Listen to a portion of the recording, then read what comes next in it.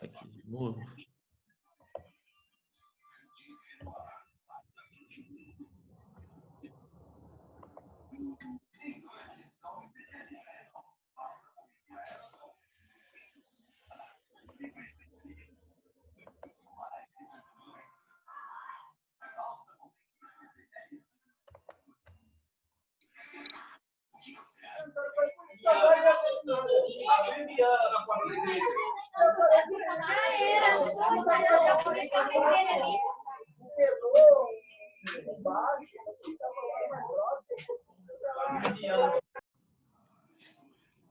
À medida que o pessoal for entrando aí, a gente vai vendo.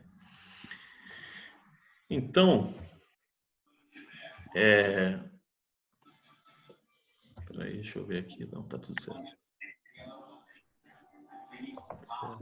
Tá. Então, peraí.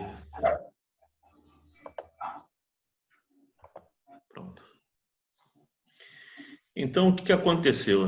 Essa tradução dele para o Novo Testamento foi baseada numa edição do grego que foi produzida pelo Erasmo de Roterdã, onde o Erasmo de Roterdã ele pegou manuscritos bizantinos, ele não utilizou a Vulgata Latina, que era a tradução bíblica oficial da Igreja Católica. Ele não utilizou a Vulgata Latina e utilizou um compilado de manuscritos bíblicos que o Erasmo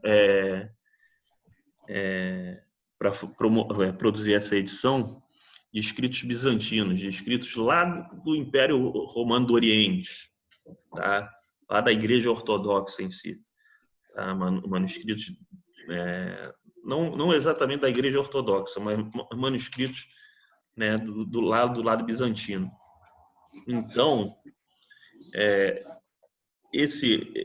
essa edição em que o Erasmo de Roterdã ele junta esses manuscritos gregos e produz um Novo Testamento em grego diferente do Novo Testamento que estava em latim, na Vulgata, que foi uma tradução do Jerônimo lá no IV século do grego para o latim, ou seja, a tradução não estava 100% igual. E dessa edição, dessa compilação do Erasmo de Roterdã, é que o Lutero traduz para o alemão. É dessa edição em grego do Erasmo de Roterdã, que era um humanista. O humanismo é um movimento do renascimento, da renascença, em que dá ênfase à busca pelos escritos nas suas línguas originais. E era um renascimento da antiguidade clássica, e como era o renascimento da antiguidade clássica, dava ênfase à cultura greco-romana. Então, todos os escritos que são oriundos do grego, né, foram buscados nas suas línguas originais, inclusive os escritos bíblicos. E essa essa edição do Erasmo de Roterdã, ela depois foi aperfeiçoada, tá? E quando chegou na sua 5ª edição, né, foi produzida e foi dada o nome da 5ª edição de Textus Receptus. Tá? Se você entrar no Bíblia Online, você consegue botar a Bíblia em 2 línguas. Se você botar o grego, vai estar lá grego moderno ou texto receptus, ou seja, é justamente essa 5ª edição, né, da compilação da edição do Erasmo de Roterdã, só que Lutero usou a 1ª edição, tá? Do Erasmo de Roterdã e traduziu o Novo Testamento para o alemão. Essa edição do Erasmo de Roterdã foi utilizada pelo William Tyndale também, né, que eu falei para o pessoal ver o filme Fora da Lei de Deus, né, na tradução, ou seja, o Novo Testamento da King James que você compra hoje na livraria evangélica é baseado nessa edição do Erasmo de Roterdã. E o Lutero traduziu para o alemão também. A King James é uma Bíblia de tradução inglesa, né? Foi traduzida para o português, né? Essa que tu compra na livraria, mas ela é a tradução do Rei Jaime. King James é Rei Jaime, tá? Isheim, né, em que é produzida na Inglaterra, né, para a Igreja Anglicana, que nós vamos falar sobre Igreja Anglicana na segunda-feira que vem. Tá? Então, só para ver a origem do nome protestante, né, porque a gente fala sobre reforma protestante, tem aí uma nota, né, em que teve uma reunião de príncipes alemães, uma outra dieta, né, uma reunião dos líderes alemães, né, que, com tanto os líderes protestantes quanto os líderes católicos, porque funcionava assim, não era bem uma conversão. O líder, o seu rei, determinava qual era a religião da região dele, da região na qual ele reinava. Ou seja, a minha região vai ser protestante, todo mundo tinha que ser protestante. Se fosse católico, que fosse para o território. E os católicos faziam a mesma coisa. Só que teve uma reunião, né, justamente dos príncipes alemães, em 1526, que foi a Dieta de Speyer, em que foi aceito, né, que os protestantes pudessem praticar a sua fé. Só que alguns anos mais tarde, 3 anos mais tarde, teve outra dieta, outra reunião no mesmo lugar, e aí foi vetada essa liberdade dos protestantes em cultuar. E aí eles queriam o quê? Os católicos queriam que os protestantes fossem proibidos de praticar sua fé nos territórios católicos, mas que nos territórios protestantes os católicos tivessem liberdade para praticar sua fé. E aí os príncipes protestantes emitiram um documento, né, fazendo protesto, né, contra essa decisão, e daí veio o nome protestante. Tá? Foi desse movimento dos príncipes alemães, né, como resposta à decisão, à segunda dieta de Speer. Tá? E aí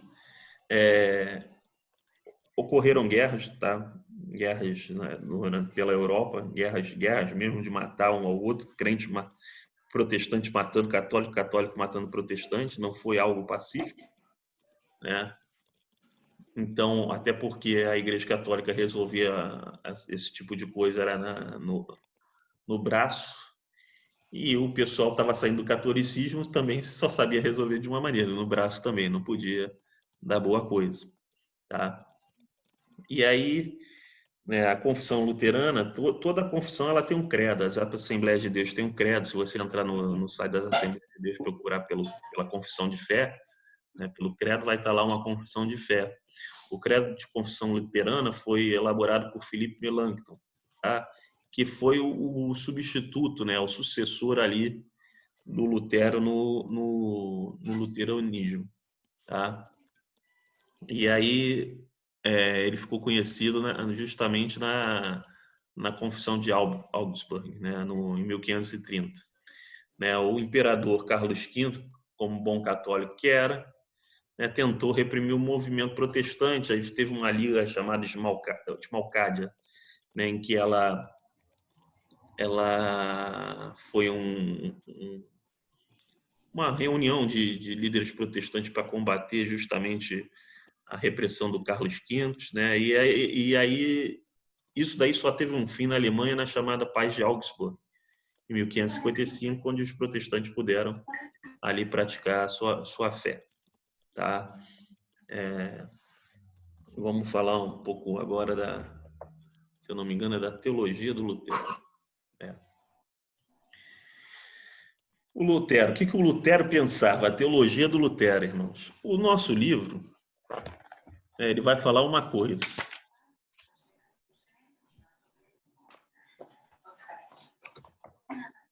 O nosso livro, na página 104, ele vai falar algumas coisas sobre a teologia do Lutero. Só que o nosso livro fala de uma forma meio que superficial, né? O que acontece? O Lutero, ele vem combatendo um conceito da escolástica. Se os irmãos lembrarem da aula de sábado, a escolástica ela fala que você pode provar a existência de Deus através da razão, né? Pelas obras de Deus. E Lutero chama isso de teologia da glória. Só que Lutero ele fala que você só pode conhecer Deus através da teologia da cruz. O que é a teologia da cruz? É através da revelação que o próprio Deus faz, né, acerca de quem ele é, por meio da pessoa de Jesus Cristo, mediante o sacrifício que faz na cruz. Tá? Se Deus não se revelar dessa forma, você não tem como conhecer a Deus. Você pode ter a noção de que existe um ser supremo. O Lutero ele fala que a teologia da glória, né, que é esse raciocínio da época da escolástica, em que você pode provar a existência de Deus através da razão, não prova a existência de Deus. Só traz a ideia de que existe um ser supremo, mas não te traz o conhecimento de Deus. O conhecimento de Deus é somente pela revelação do próprio Deus. É Deus que se revela.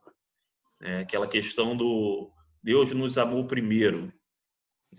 Então, Deus é que nos busca, não é a gente que vai atrás de Deus.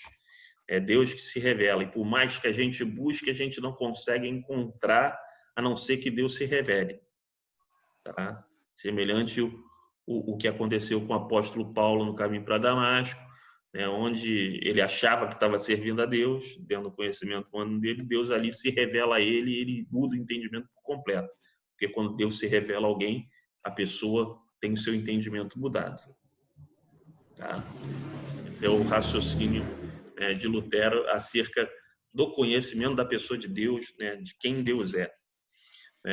Lutero ele tem um conceito do Deus oculto e revelado. Isso é meio problemático, tá, irmãos? É um paradoxo, uma coisa que vai de contrária à outra, em que ele diz que o Deus revelado é aquele Deus que derrama a sua graça através do sacrifício de Jesus, mediante lá a cruz do Calvário, onde ele justifica aquele que crê. Tá? Esse é o Deus revelado, que a gente consegue, revelado na pessoa de Jesus Cristo. Mediante a fé nele, você passa a conhecer um Deus gracioso, um Deus que perdoa, um Deus que justifica, um Deus que salva. Não é o ser humano que, pelos seus próprios esforços, chega até Deus. Não, é Deus que vai lá e se revela. Mas também Deus tem uma outra parte dele, da sua personalidade, da sua pessoa, que é oculta ao ser humano. Que é aquele Deus que é onisciente, e se é onisciente é presciente, e se é presciente é um predestinador, e ele predestina todas as coisas. Nada foge do controle dele, ele é um Deus soberano que determina tudo o que vai acontecer, inclusive o mal. Ele determina o que vai acontecer na natureza, ele determina tudo, porque se ele não pode determinar isso, ele não tem o controle das coisas e não é soberano. Esse é o raciocínio de Lutero. Tá? De certa forma, é mais ou menos isso. Então, esse Deus oculto, que é o Deus soberano, que controla todas as coisas, essa personalidade de Deus, essa parte da pessoa de Deus, dos atributos de Deus, é algo secundário, é o que Lutero fala. Ele fala que a gente deve se ocupar somente com Deus revelado, ou seja, o nosso Deus pessoal que nos salvou e nos libertou. É com esse Deus que a gente tem que se preocupar, o Deus que nos salvou e nos justificou mediante a fé que nós temos no sacrifício de Cristo na cruz do Calvário. Tá? E aí o Lutero ele dá muita ênfase na justificação. Eu creio, Deus me declara justo. Eu não tenho que fazer obras para chegar num ponto de obras perfeitas, de maneira que eu seja justificado pelas minhas obras. Não, eu sou declarado justo, já sou justificado para que a partir dali eu possa executar as obras de alguém que é justificado, de alguém que é salvo. É um processo inverso. Tá? Lutero fala do sacerdócio universal, ou seja, todo mundo pode se achegar a Deus. Nós somos sacerdotes, conforme diz lá em 1 Pedro 2,9, na geração eleita, nação santa, sacerdócio real. Todo crente é sacerdote, pode se achegar a Deus mediante Jesus Cristo. Não precisa da intervenção de clérigos ou de papas e de bispos para ter um acesso a Deus. E a questão dos sacramentos, onde Lutero dispensa todos os outros sacramentos E ele diz que os únicos sacramentos que são válidos são aqueles que as Escrituras deixam bem claros, estabelecidos por Jesus, que é o batismo e a ceia.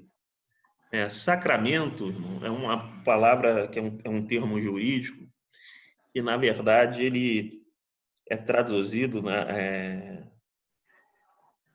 do grego para o latim, para sacramento, ele é traduzido da palavra mistério. Então, o sacramento seria uma espécie de mistério através do qual Deus manifesta a graça dele, em que aquele sacramento representa algo e, através daquele algo, Deus manifesta a graça dele sobre o ser humano. Esse seria o raciocínio, mais ou menos, daquilo que é sacramento. Só que Lutero ele considera o seguinte: olha, sacramento mesmo, só aqueles que Jesus estabeleceu. Um foi a ceia do Senhor. Outro foi o batismo. Jesus ele mandou que batizasse todos em nome do Pai, do Filho e do Espírito Santo. Ou seja, isso não somente representa ali o memorial da ceia, não representa só o memorial da ceia, isso dentro do raciocínio de Lutero. Mas ali, Cristo na ceia realmente se faz presente e o pão e o vinho se tornam corpo e sangue de Cristo, literalmente, no raciocínio de Lutero. Eles não deixam de ser pão e vinho, mas, além de pão e vinho, na mesma substância, você tem ali o corpo e o sangue de Cristo na sua forma física. É como se Deus unisse duas naturezas ali, a do pão e do corpo, a do vinho e a do sangue. Fazendo uma alusão ali às duas naturezas de Cristo, que Cristo também é homem e é Deus, um ser só. Ali Lutero ele vê dessa forma. Essa doutrina que Lutero coloca acerca da Santa Ceia é chamada consubstanciação. Diferente daquilo que o católico cria. O que o católico cria? Que o pão e o vinho deixavam de ser pão e vinho e viravam corpo e sangue de Cristo. E é a transubstanciação, é a doutrina da transubstanciação. Mudou aqui. Rapidinho. É a doutrina da transubstanciação, tá? Na qual o pão e o vinho viravam corpo e sangue de Cristo. A consubstanciação é algo semelhante, mas não é igual. O pão e o vinho viravam corpo e sangue de Cristo, mas permaneciam pão e vinho. Então, o católico não cria que o pão e o vinho permaneciam pão e vinho. Eles se transformavam em corpo e sangue de Cristo e, a partir dali, era corpo e sangue de Cristo. Para Lutero, eles viravam corpo e sangue de Cristo, mas não deixavam de ser pão e vinho. Então, a doutrina do católico é da transubstanciação, onde tem uma transformação da substância. A doutrina do Lutero é consubstanciação, ou seja, uma substância conjunta, duas substâncias conjuntas no mesmo elemento. Os irmãos estão entendendo isso ou está confuso? Isso é conversa para doido, tá? Ninguém, quando toma ceia hoje, pensa nessas coisas. Conversa para maluco. Tranquilo. Tá? Então, tranquilo. Pode repetir essa parte? Alguém falou alguma coisa? Sou o Thiago. Repete Thiago, essa parte aí que você falou agora. Sim. Repete essa parte que você falou aí do sangue aí e do pão. Só essa partezinha. Repetir? Não, tá. Então. O Lutero explica. Então, o Lutero, ele entende que a ceia, o que acontece com a ceia? A teologia do Lutero acerca da ceia. O Lutero, ele crê que quando você ora pelo pão e pelo vinho, eles não deixam de ser pão e vinho, mas eles se tornam fisicamente o corpo e o sangue de Cristo. É a doutrina da consubstanciação. Tá? Seriam dois elementos numa substância só. O pão e o corpo num elemento só. O católico, ele crê na transubstanciação, ou seja, deixa de ser pão e vira corpo de Cristo. Não é mais pão. Lutero crê que tem os dois elementos, as duas naturezas num elemento só. A Igreja Católica não, diz que muda de natureza. Por isso que Lutero é consubstanciação e o católico é transubstanciação. Tá? Perfeito. Isso com relação à ceia. Com relação ao batismo, que é o outro sacramento, Lutero era a favor do batismo de criança, tá, irmão? Tá, irmão? Entender isso. Lutero era a favor do batismo de criança, e nós vamos ver porque quando nós formos ver o Zwinglio, porque o Zwinglio pensava de maneira muito similar, tá? Aliás, eles só divergiam nessa questão da ceia. E isso gerou um conflito anormal. Bom, Lutero acabou, irmão. Para a glória de Deus. Agora eu vou abrir o do Zwinglio.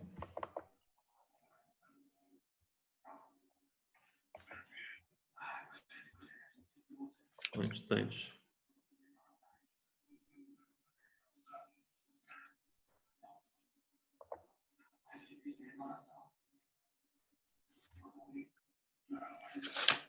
Vamos lá.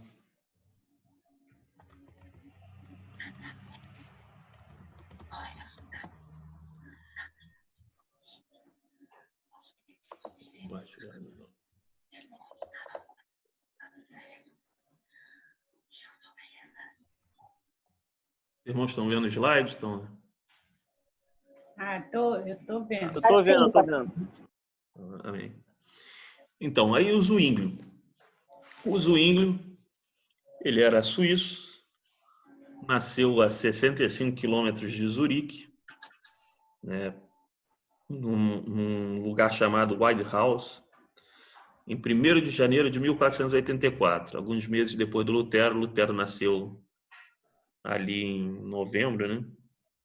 Em novembro. E nasceu alguns meses depois, tá? Aí tá a localização aí dos cantões, que é uma espécie de unidade federativa. A Suíça é dividida em cantões, tá, irmãos? O dele era Cantão do São Galo, na tradução é São Galo, que é esse aí do mapa de cima, tá? Lá à direita, e também está no mapa de baixo à direita do Cantão de Zurique. Ele morreu em Capel, no Cantão de Zurique. Capel e o White House eram comunas. Comunas é uma espécie de bairro, né? Não é bairro, mas é um lugar onde tem ali uma espécie de cidade. Então, os cantões eles possuem comunas. Ele morreu no Cantão de Zurique, né? Em Capel, em campo de batalha, tá, irmão? Nós vamos ver isso daqui a pouco. Tá, esse é o Zwinglio. O Zwinglio, a reforma foi na Suíça de fala alemã, tá? Já o Calvino vai ser na Suíça de fala francesa. Ele faleceu em 11/10/1531. Aí tem alguns dados aí sobre o Zwinglio, né? Onde ele estudou, na Basileia em Berna, né? Em Viena também. E ali, em 1506, ele obteve um título chamado Magister Sententiarum, que era o título dos mestres das sentenças de Pedro Lombardo. Os irmãos lembram quem é Pedro Lombardo? Pessoal que assistiu a aula no sábado?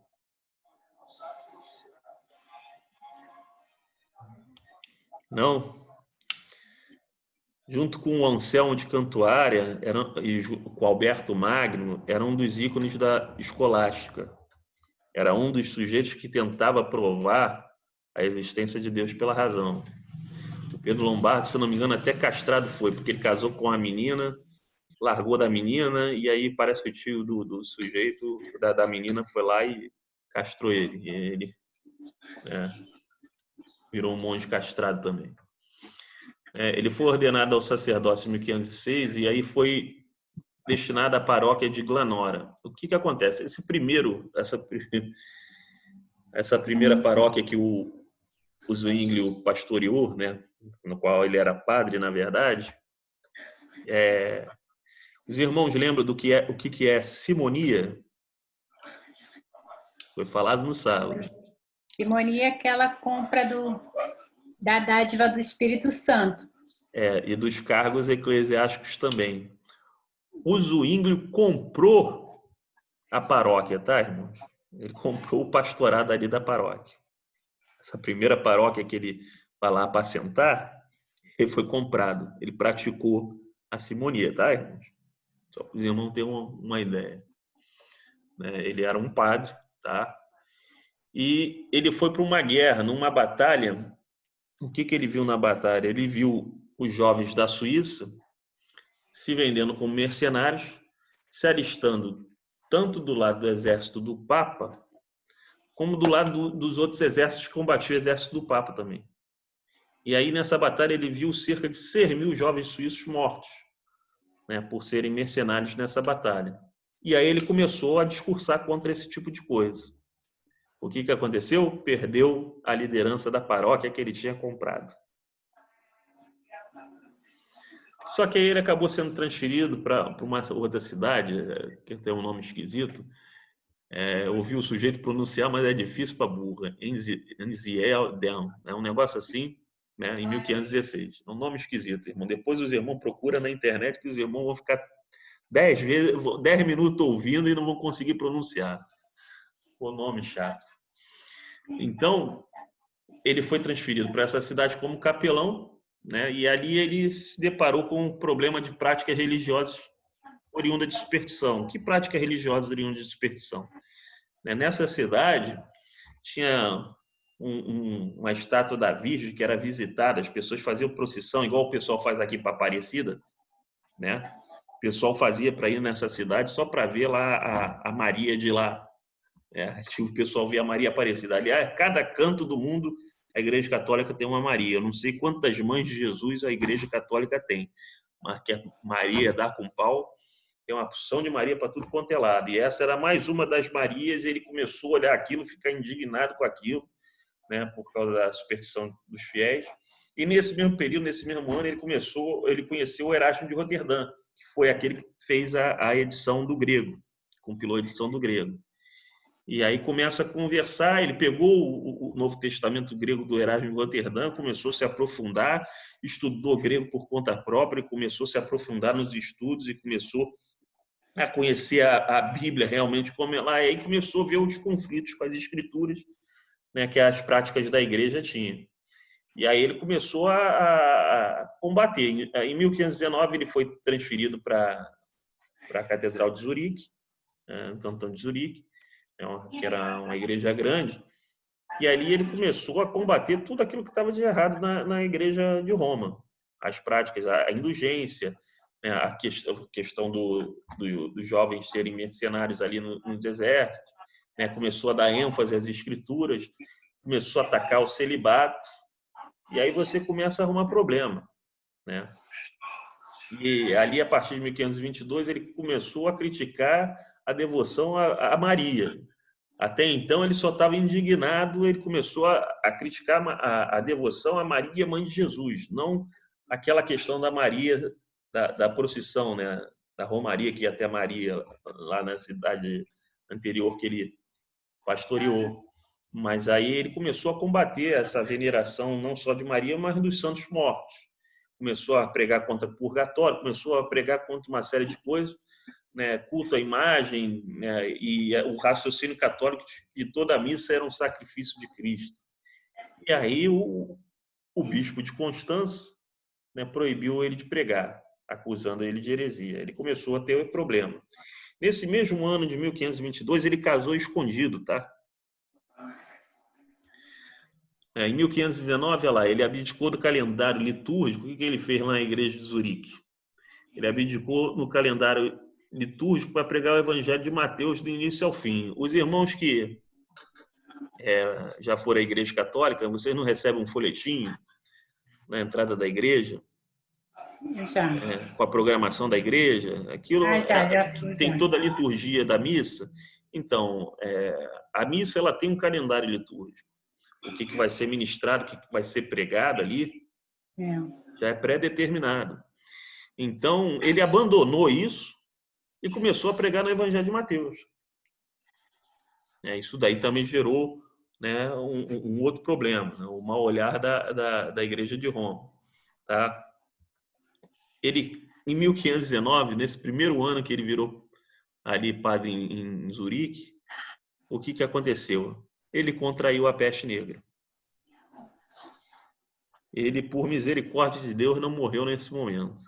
Ele ficou 3 meses com a peste e ficou sarado. Porque o que ele fez? Ele estava no campo, cuidando de uma enfermidade, numa cidade interior, e aí ele ficou sabendo que muitas pessoas estavam adoecendo por causa da peste. O que ele fez? Ele saiu do interior, foi para a cidade para cuidar dessas pessoas. E aí ele contraiu a peste. Era inevitável.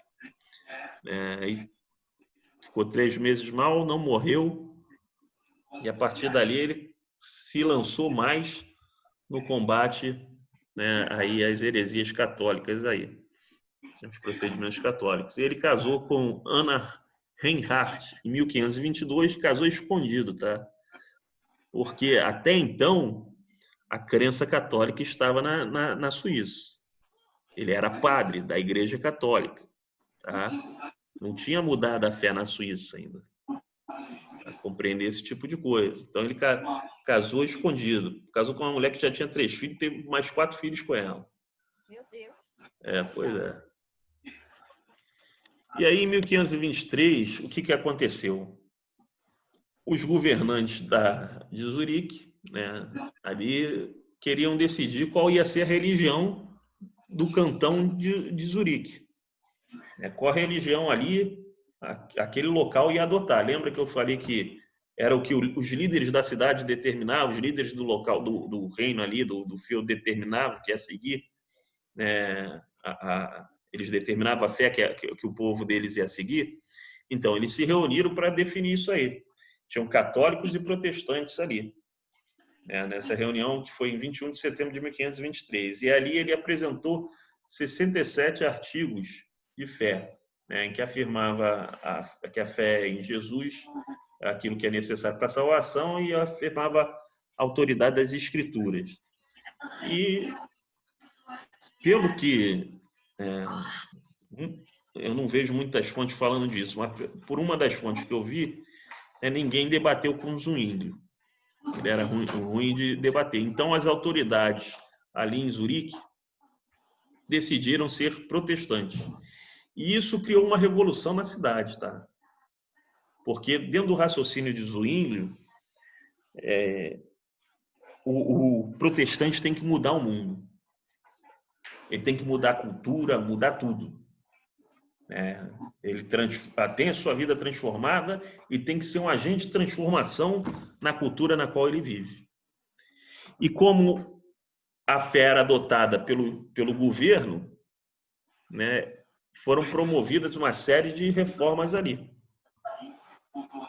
E aí as crenças católicas foram abandonadas, ocorreu uma série de destruição de imagens, esse combate ao purgatório, a questão da quebra do celibato, esse tipo de coisa aconteceu na cidade, tá? E como já era de se esperar, os reinos católicos, que era do sul da Suíça, formaram um exército para combater os reinos protestantes, os cantões católicos contra os cantões protestantes. E aí ele fez uma aliança cívica cristã, em 1529, que já contava com vários cantões, e aí começou a luta armada. E ele decidiu ir para uma luta dessas, tá? E aí deu problema. Qual foi o problema? Ele foi como capelão numa batalha em 11 de outubro de 1531, ali no cantão de Zurique mesmo, na comuna de Capel, e ali ele foi morto. E ele morreu falando, pode matar o corpo, mas não pode tocar na alma. Mataram ele. Tem lá na Suíça até hoje o lugar onde ele foi morto. Tem uma pedra lá, uma lápide lá, um memorial. É interessante falar que foi um debate público, tá? Aberto ao povo, quando ele apresentou essas 67 artigos de fé. E é interessante falar que é diferente das 95 teses de Lutero. As 95 teses de Lutero eram muito voltadas para práticas católicas em si. Não estava falando ali acerca de crença protestante ou de abandono de imagem, até porque Lutero não praticou essa questão do abandono de imagem, nada disso. Muito questionamento do Lutero foi a indulgência, a questão dos concílios, não da liturgia da igreja em si. Então, parecia muito mais algo reformador dentro da igreja, o objetivo das 95 teses, do que uma confissão de fé protestante. Esses 67 artigos do Zwinglio, ele tem muito mais caráter evangélico protestante do que as 95 teses do Lutero. Tá? Aqui já havia uma decisão aqui. Aqui a decisão não era argumentar com o Papa, era uma decisão para embasar o abandono da fé católica. Lutero não tinha essa intenção do abandono da fé católica. Ele tinha um questionamento com relação a práticas de liturgia católica e práticas de fé católica. Eram abordagens diferentes, com objetivos diferentes. Tá? E aí mudanças em Zurique por influência de Zwinglio. Os mosteiros passaram a ser controlados pelo governo, ou seja, o governo desapropriou todos os mosteiros, botou todo mundo para fora. Os votos monásticos foram proibidos, ou seja, ninguém mais pode ser monge, quer ser monge, sai daqui. Funciona dessa forma. Tá? Então, nós vamos observando, e nós vamos falar sobre Contra-Reforma na semana que vem, a reação da Igreja Católica, que o tipo de atitude que o protestante tomou, o católico também tomou igual, tá? Eu não sei se vocês já viram um testemunho do Silvio Santos, que a família dele era judia, são descendentes de judeus, e que por uma atitude da Contra-Reforma na Espanha, a família dele foi obrigada a sair da Espanha e veio para o Brasil. Tá? Ele até vai mencionar, se eu não me engano, o parente dele, o Abravanel lá, era tesoureiro da rainha da Espanha. Na verdade, era a rainha de Castela, tá? Que era um reino da Espanha.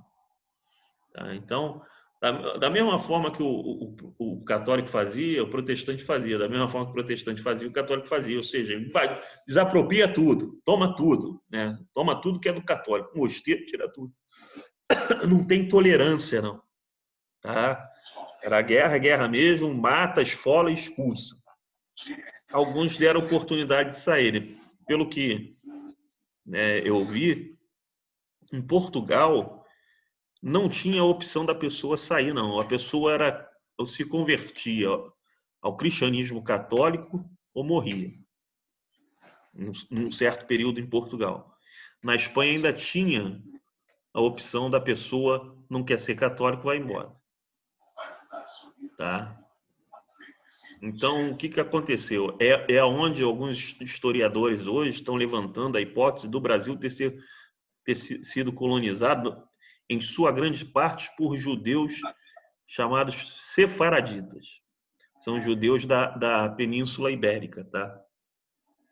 Falta um minuto. Tá? São judeus da Península Ibérica. São judeus sefaraditas. Tá? Então, que em Portugal fingiam uma conversão, era uma falsa conversão, fingiam ser cristãos, eram chamados cristãos novos e eram enviados para o Brasil.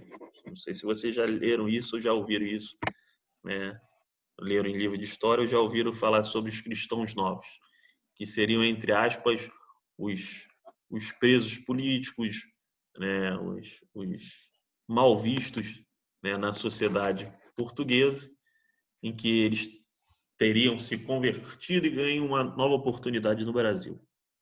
Tá? Uma conversão forçada, é claro. Tá? E dentre esses estavam os judeus, porque a Inquisição não perseguiu só protestantes, perseguiu os judeus.